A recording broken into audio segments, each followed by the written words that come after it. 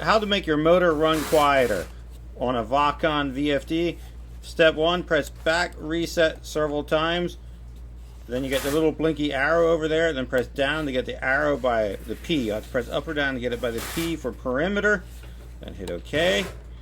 And then hit the down arrow about 16 times to get to 1.16. Hit OK. And then use the left arrow to go over it. Then start hitting up.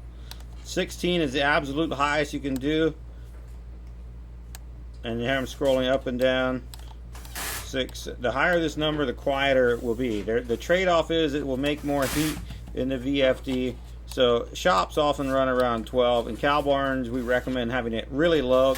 In a shop, the trade-offs don't matter as much. You can have it higher, put it to 12, hit OK. And now your motor will run quieter. One thing to be aware of, this has to be powered up, but the fan cannot be running. So that's all you need to know on how to make your motor run quieter with a Vacon VFD.